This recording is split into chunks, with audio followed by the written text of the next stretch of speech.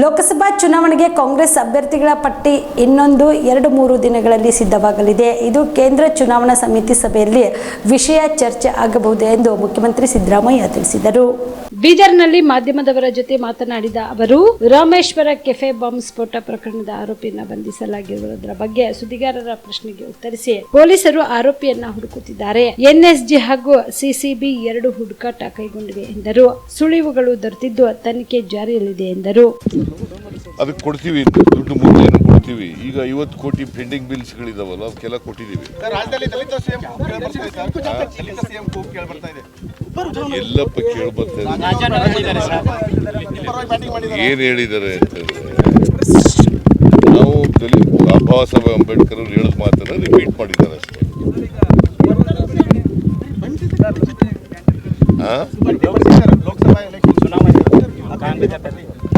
ನೋಡಿ, ಇನ್ನೊಂದು 2-3 ದಿನಗಳಲ್ಲಿ ಆಗ್ತದೆ ಕ್ಯಾಂಡಿಡೇಟ್ಗಳು.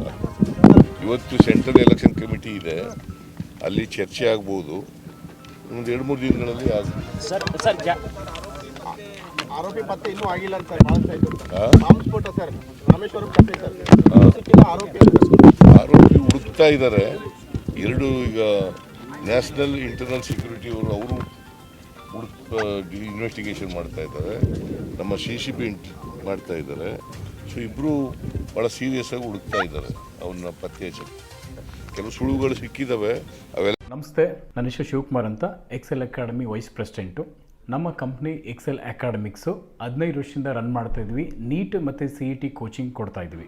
ನಮ್ಮಲ್ಲಿ ಈಗ ಕ್ರಾಶ್ ಕೋರ್ಸ್ ಅಂತ ನಾವು ಕೊಡ್ತಾ ಇದ್ವಿ. ಈ ಕ್ರಾಶ್ ಕೋರ್ಸ್ ಒಂದು ಅಲ್ಪಾವಧಿ ಕೋರ್ಸ್. ಇದು ಶಾರ್ಟ್ ಟರ್ಮ್ ಕೋರ್ಸ್ ಅಂತ ಕರಿತೀವಿ.